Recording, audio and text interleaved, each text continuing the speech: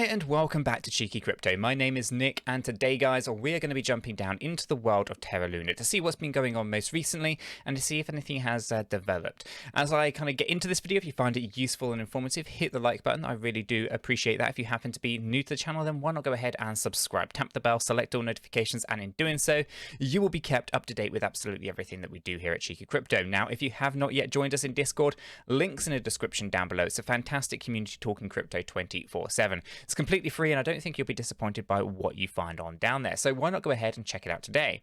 Okay guys, let's jump on down into the desktop here. Just obviously briefly take a look at this, just a kind of gentle reminder of what can happen here with volatile assets in the market. And obviously this is a really bad example of, or a really good example of the worst case scenarios, right? Where a cryptocurrency as renowned as Luna being, top of its game, crashing all the way down 99.9%. Obviously there's lots of things out there speculating at Ponzi schemes and all of that kind of stuff. And there's investigations being opened up, or the possibility of investigations being opened up against Kwon and all of that kind of stuff. Now I'm not really going to talk too much about that in this video. Instead we've got some interesting I guess news articles and tweets to kind of go through, and that might help us understand a little bit more over what is going on in the space. So just a gentle reminder here on the chart that all cryptocurrencies could technically do this. It's just whether or not they have the same kind of variables that will allow for such a thing. Okay, so it's important that we understand this is possible for any cryptocurrency. What caused Luna to go down was actually more to do with their mechanisms in the background between the stable coin and the volatile assets. So one's supposed to be stable and obviously wasn't.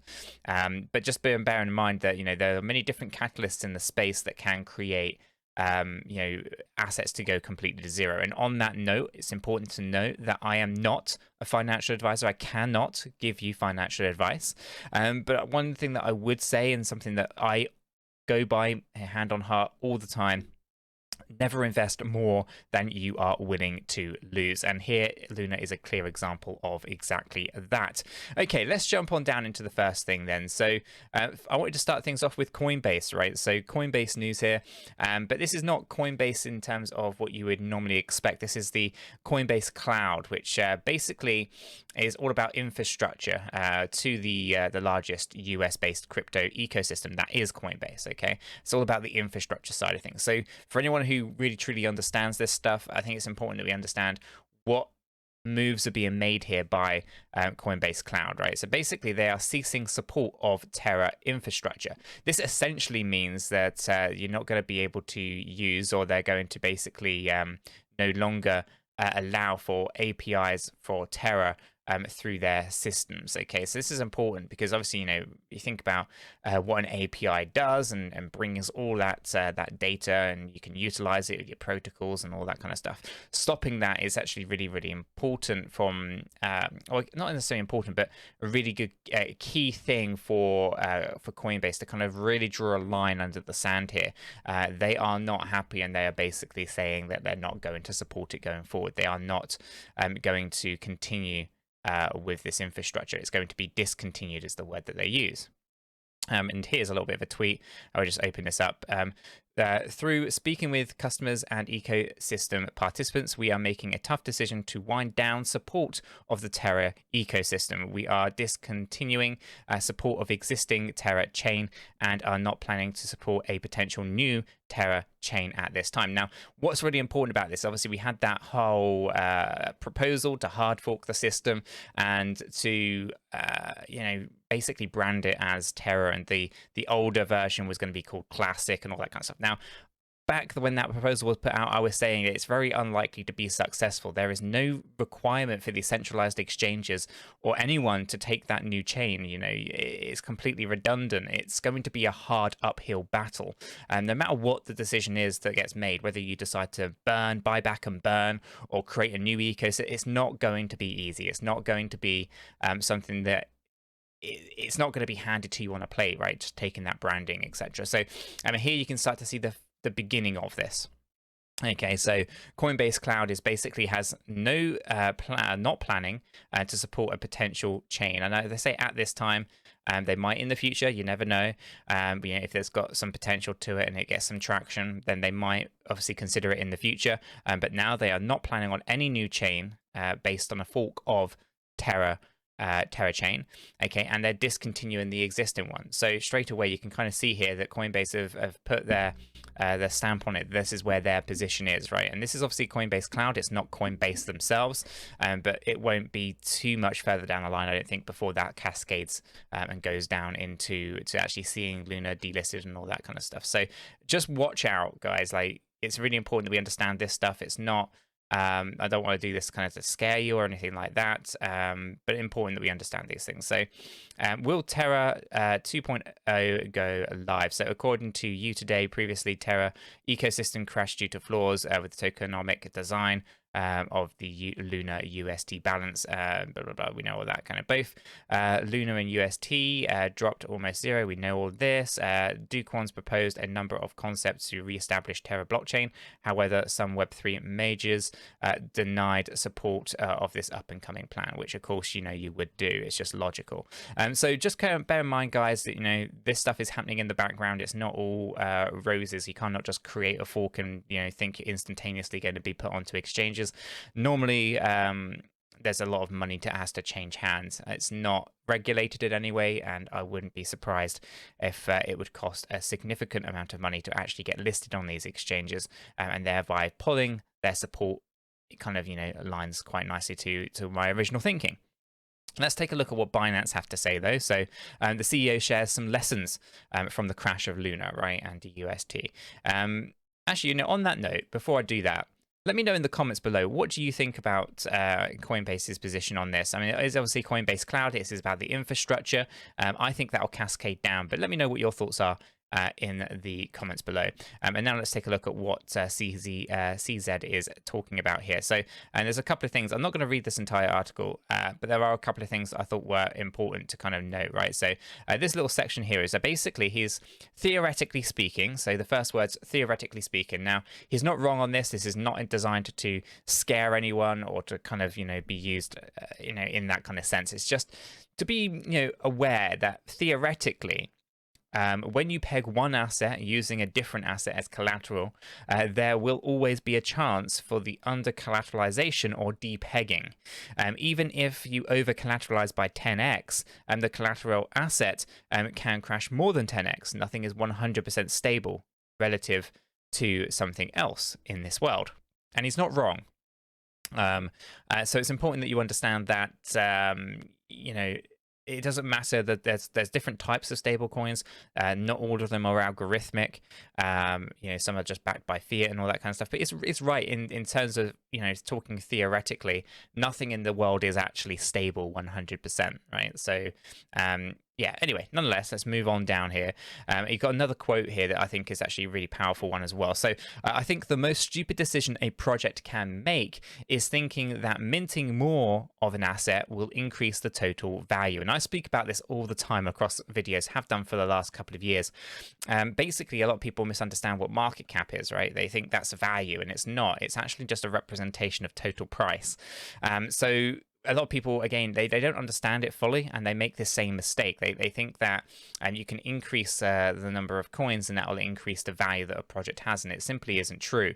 The actual value is locked into liquidity. The liquidity is the value, not the market cap, not the number of coins. So basically, for those who do not know, market cap simply is the last sold price of a cryptocurrency multiplied by the cryptocurrency's circulating supply, and therefore market cap only represents the last price, but just total level, okay? So it's not actual value. It's not the amount of money that's in a project. It's nothing like that. So minting more coins doesn't give you more market cap, right? It doesn't just increase your market cap. It doesn't increase value. Minting coins actually essentially lowers your liquidity because it can be diluted more, right? So it's never a good idea to just have, you know, an uncapped balance or upper end, right? So you can constantly keep minting and minting and minting until you know, coins go to zero, because essentially that's what happens, right? It's all about supply and demand. So this is a really important thing to understand. And yeah, I agree with him here. It is a very stupid decision if you're going to think you're going to increase the value just by minting more coins. It just doesn't work that way. But if you're running a project and you think this, I would be surprised that you're actually able to to run a project at that point, because these are basics of what you need to understand before you can even really launch a project, right? You have to provide liquidity, and that liquidity is finite, right? It's not infinite. So you cannot just keep minting and minting and minting. But interesting kind of thoughts. I will link this into the description so you guys can get a proper read of it. But let's go over to the juicy stuff, right? Which is this one here. So this actually came out a couple of days ago. I missed it, but basically I'm incredibly disappointed with stablecoin's Terra 2 proposal to abandon UST and Luna holders in IBC dexes. And he's obviously got a list of them there, while CEX holders get the Luna 2 airdrop. Now, what's really interesting about this, obviously, is going back to all of this kind of stuff as well, the proposal. So do check out previous videos for more details on that, links to all the description and all that kind of stuff. But as we come on down here, you do have Kwon here. IBC assets will be indexed. So there's clearly something going on here. He has responded and is basically saying that they will be indexed. So I assume that basically IBX assets are going to be accounted for in the snapshot, but there's no more details on that, so it'll be interesting to kind of see what is going on there. Now here we have someone else asking Kwon again, can you answer this?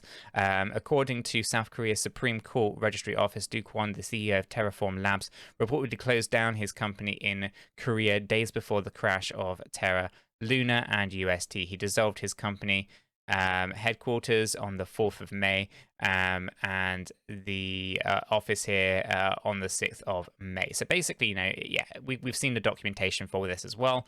And basically, as I understand this, it is actually that is moving over to Singapore, right? But again, just because you're liquidating, or you're not liquidating, that's a bad word. We are not just because you're dissolving a company.